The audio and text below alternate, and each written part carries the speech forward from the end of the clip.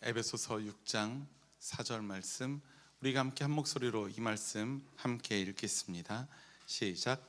또 아버지 된 이 여러분, 여러분의 자녀를 노엽게 하지 말고. 아멘, 아멘. 할렐루야, 할렐루야. 지난 주일에 우리 추함으로 봄나들이를 갔었습니다. 소소하게 준비했던 이제 사진 촬영 빙고 미션이 있었는데요. 그 미션에서 많은 성도님들께서 눈에 불을 켜고 미션 수행하시는 모습을 보고 제가 참 행복했었습니다. 남녀노소를 불문하고 너무나도 행복한 시간을 보냈었어요. 이 자리에서 제가 그 몇 가지 사진을 공개하고 싶은 마음이 있는데요. 명예훼손으로 목사에게 소송이 들어오지 않을까 싶어서 두려운 마음으로 제가 그러진 않겠습니다. 그런데 교회 밴드에다가는 제가 올릴 테니까요, 웃으시면서 한번 그 사진들 보시면 좋을 것 같습니다. 그때 저는 생각보다 날씨가 추워서 나들이를 마치고 좀 걱정하는 마음이 생겼었습니다. 우리 성도 여러분들 중에서, 특히 아이들 중에서 아픈 사람이 있지는 않을까, 갑자기 추워진 날씨 때문에 걱정을 했었습니다. 그랬는데 그 다음 날 월요일부터 한 주간 동안 갑자기 여름 날씨가 되어버려서 꽤 당황스러웠던 한 주였습니다. 그런데 또 오늘은 또 아침에 나오니까 선선하더라고요. 당초에 2025년 날씨는 종잡을 수가 없어요. 날씨는 더워졌지만 그럼에도 지금이 여름이 아닌 봄이라는 사실을 저는 매일 아침마다 느끼게 됩니다. 무엇 때문에 느낄까요? 여러분들 요즘 봄이라는 것을 어떻게 느끼십니까? 맞아요. 맞아요. 나랑 마음이 통하는 분들이 여성교회 분들 중에서 계시네요. 아침에 딱 나오면 아카시아 꽃 향기가 딱 나면서 봄이구나 라는 것을 느끼게 됩니다. 꽃 향기를 맡으면 기분이 좋아지고 힘이 솟는 것은 꼬마 자동차 붕붕 외에도 저도 그런가 봅니다. 여러분들도 그런 꽃 향기를 맡으면 힘이 솟지 않으신가요? 네, 맞아요. 오늘 우리가 함께하는 이 예배의 시간이 한 주간 동안 세상 속에서 지쳐있던 사랑하는 초록교회 우리 신앙가족 여러분들에게 하늘의 힘이 공급되어지는 그 축복의 시간이 되기를 간절히 소망합니다. 오늘도 주변에 있는 신앙가족들과 우리 환대의 인사 함께 나누었으면 좋겠습니다. 우리 얼굴을 마주 보면서 활짝 웃으면서, 여러분들 좀 오늘 얼굴의 톤이 약간 잿빛이에요. 우리 핑크빛으로 바꾸면서 우리 바라보면서 이렇게 고백했으면 좋겠습니다. 내 곁에 있어서 고맙습니다. 내 곁에 있어 주셔서 정말로 고맙습니다.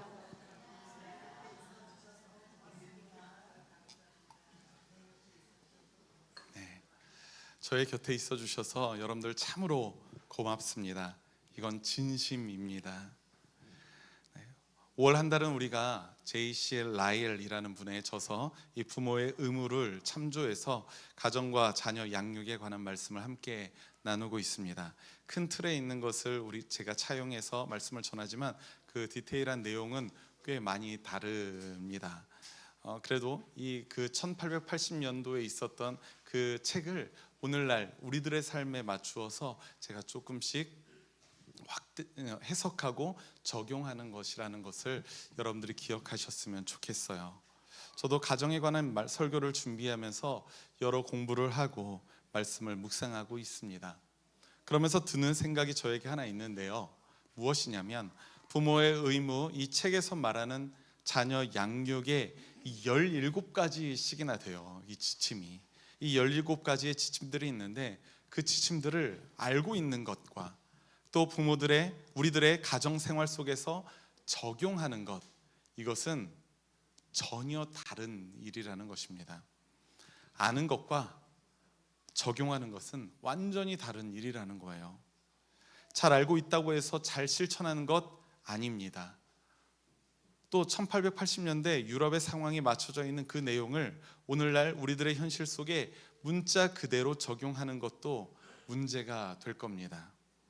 그래서 우리에게는 17가지의 지침을 잘 이해하고 그것을 오늘날 우리의 가정에 맞춰서 해석하면서 적용할 수 있는 능력을 주시며 또 그러한 삶을 유지할 수 있게 우리를 도우시는 그렇게 할 수 있도록 성품과 인격을 변화시키시는 우리 보혜사 성령님의 지혜가 여러분들에게 필요하다는 사실을 꼭 기억하셨으면 좋겠습니다.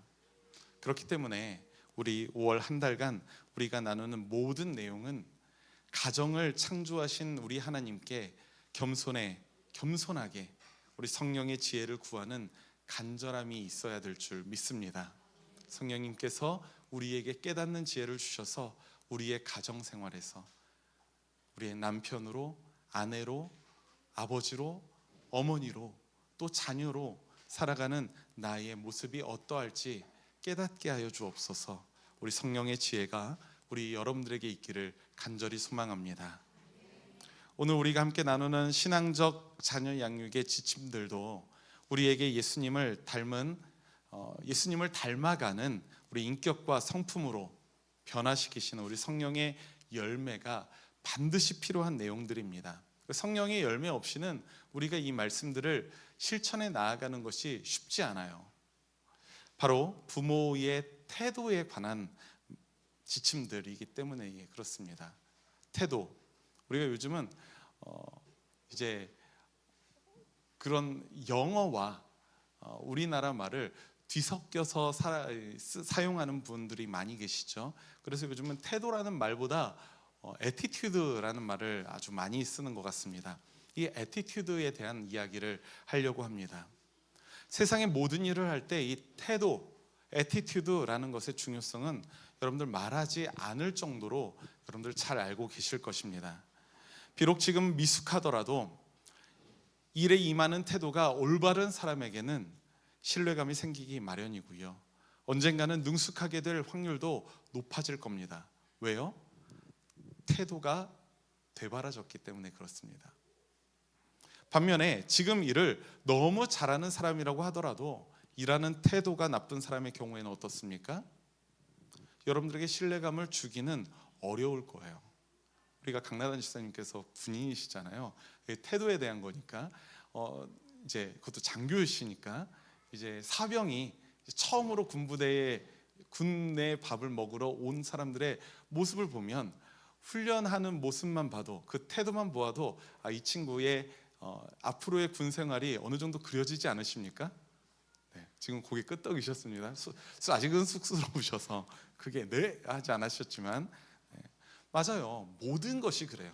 모든 일에 있어서 우리가 그 태도를 보면 이거는 나쁜 말 아닙니다. 쌍시옷이 들어갔다고 나쁜 말이 아닙니다.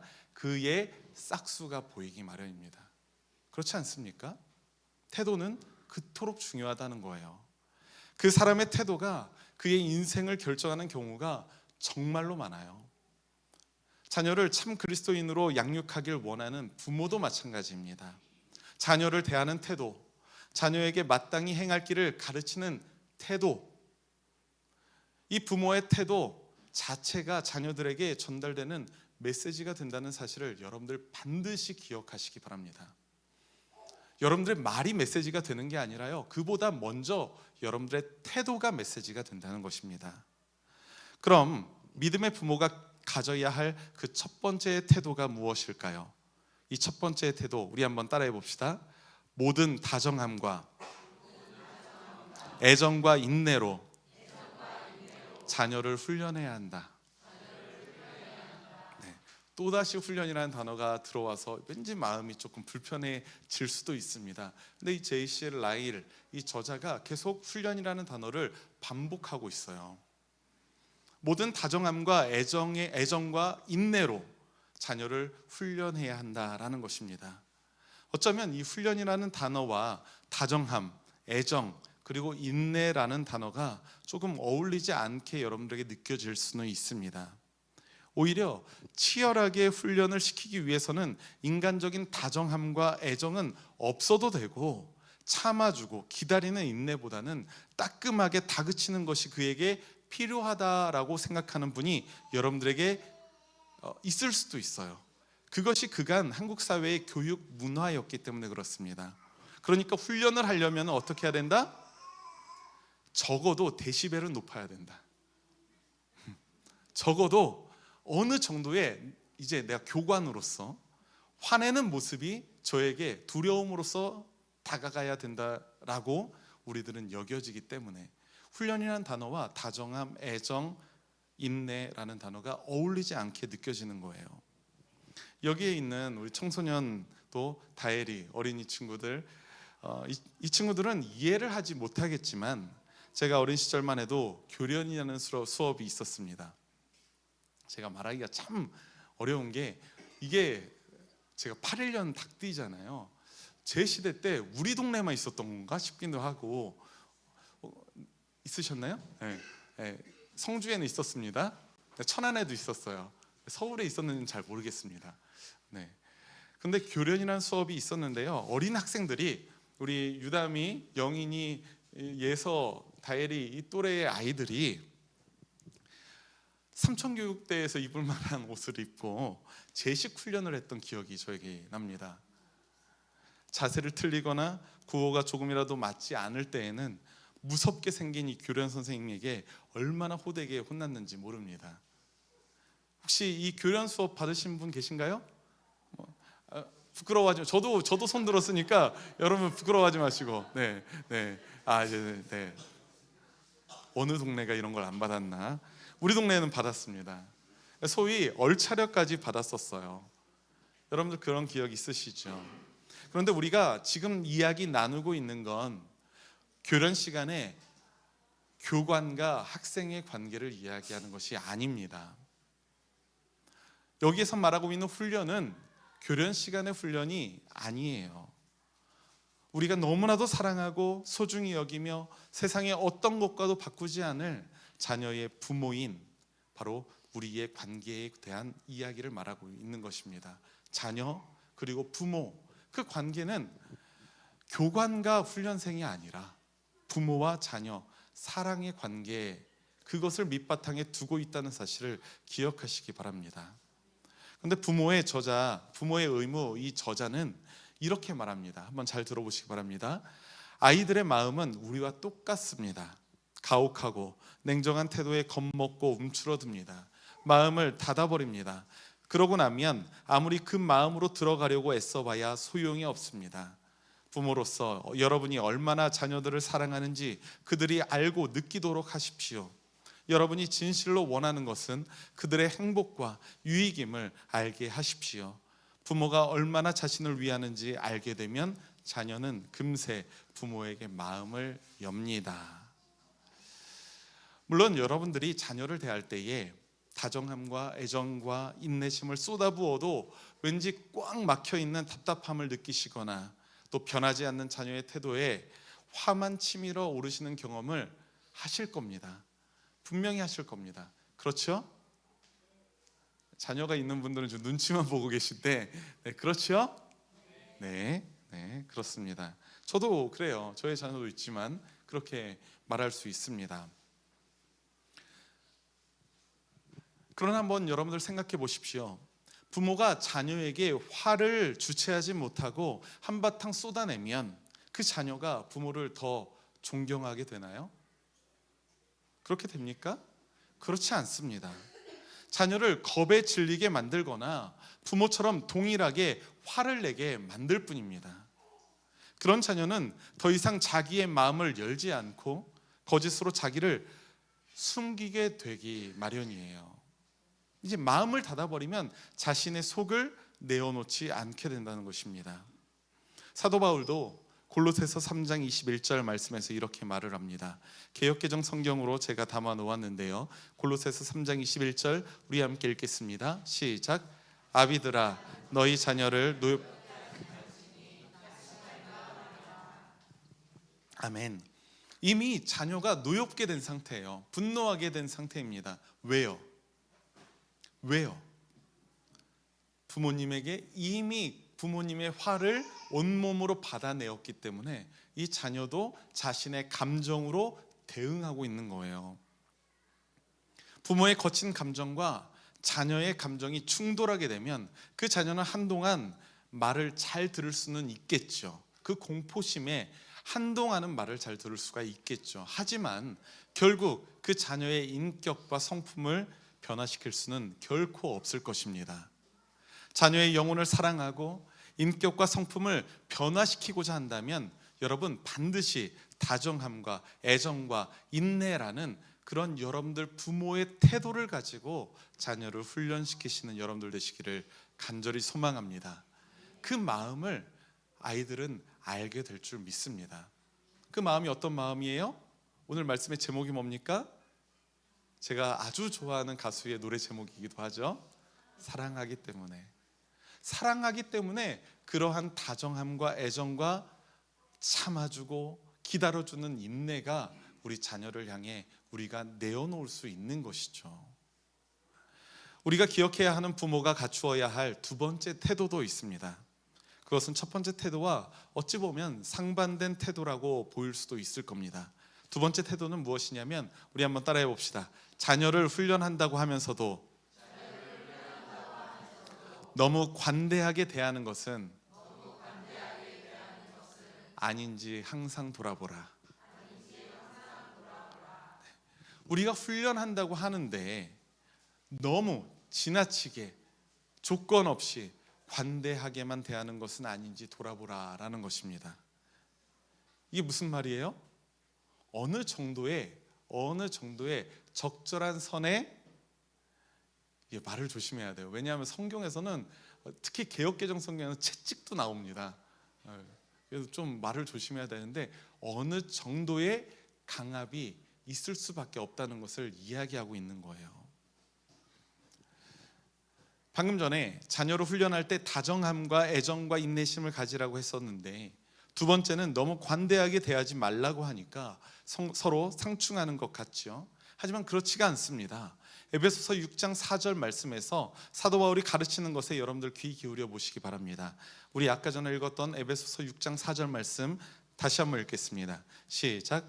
또 아버지 된 이 여러분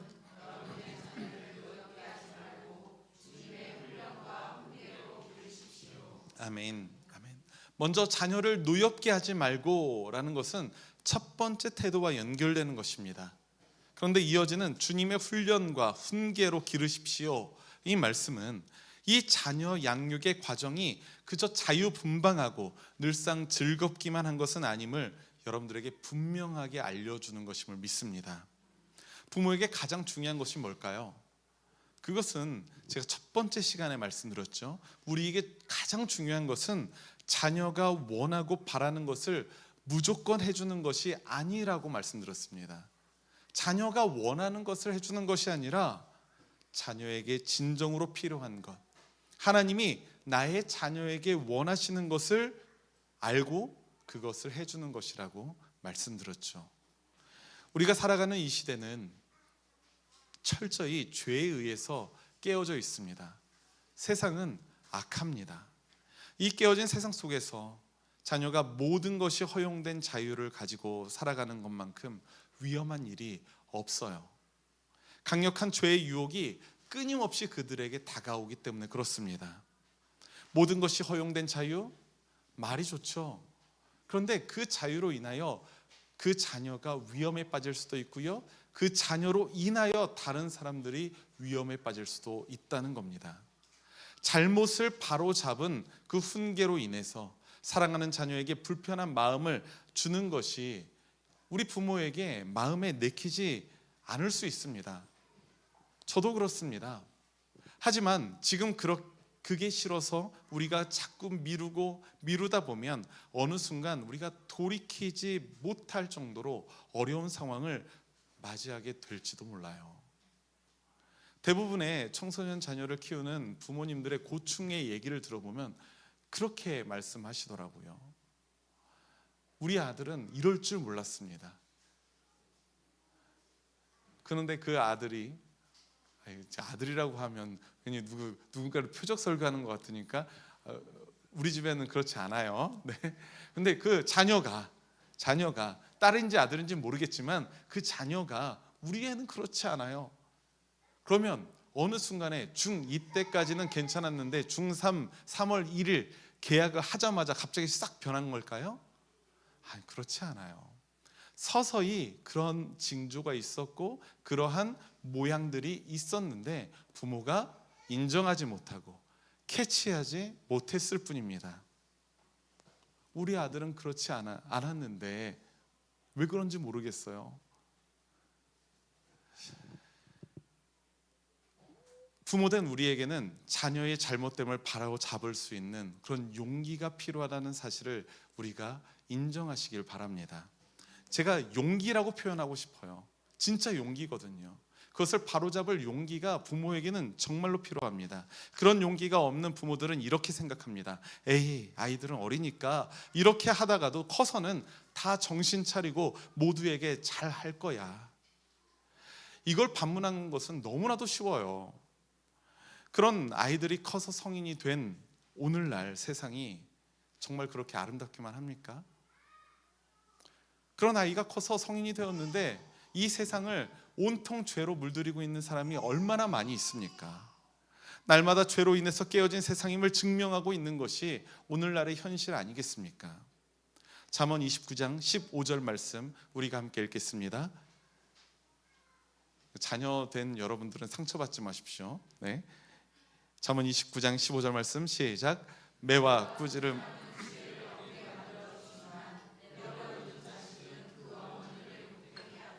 23장 13절과 14절 말씀도 읽겠습니다. 시작.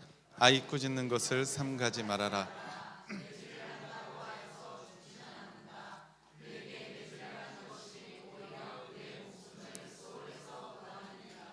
아멘. 예, 섬뜩하죠? 왠지 아멘하기 싫은 우리 청소년 친구들도 있을 겁니다. 예배 마치시고 집에 가시는 길에 다이소에 들러서 뭐 회초리를 구입하시거나 몽둥이를 구입하지 마시기 바랍니다. 아멘. 이 말씀의 진의를 우리가 파악하는 게 중요해요. 구약 성경의 말씀은 오늘날의 세대와 멀찍이 떨어져 있는 말씀입니다.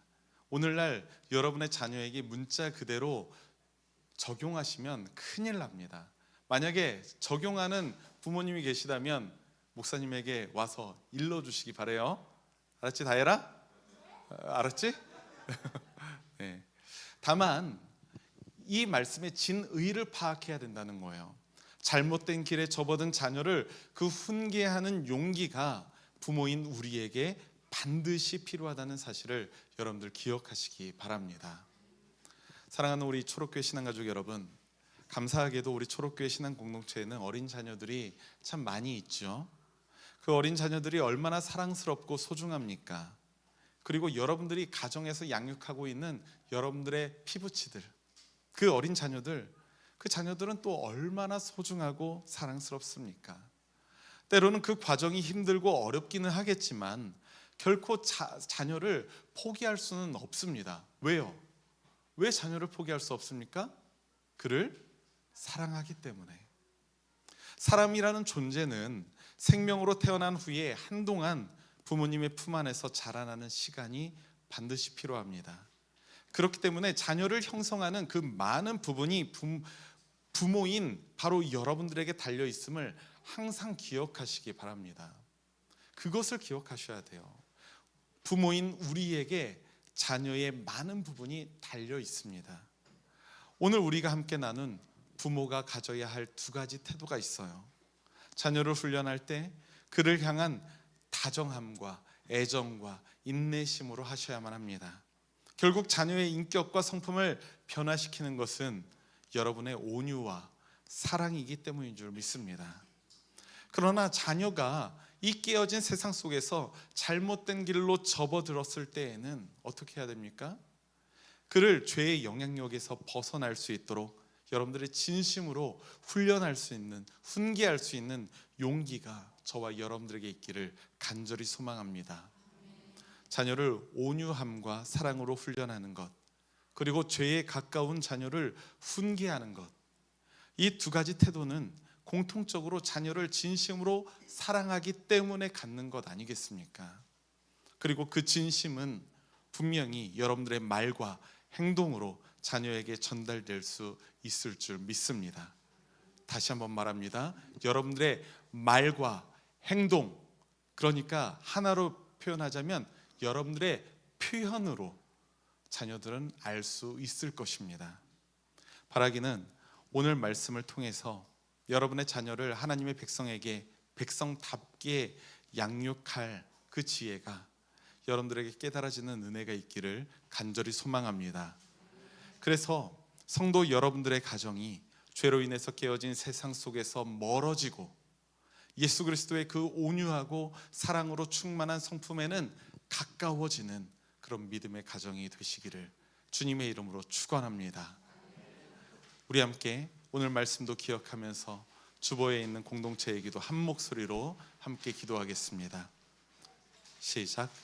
거룩하신 하나님 아버지, 이 땅의 하나님 나라를 우리들의 가정을 통해서 세우시길 바라시는 주님의 꿈을 우리가 기억합니다. 주님이 세우신 우리들의 가정 안에 주님의 사랑과 은혜를 공급해 주옵소서. 부모와 자녀가 서로 사랑과 온유함으로 충만한 말과 행동을 나누게 하시고 죄에 휩쓸려 잘못된 길을 걸어갈 때에는 바른 길로 방향을 바꿀 수 있는 용기가 있기를 소망합니다.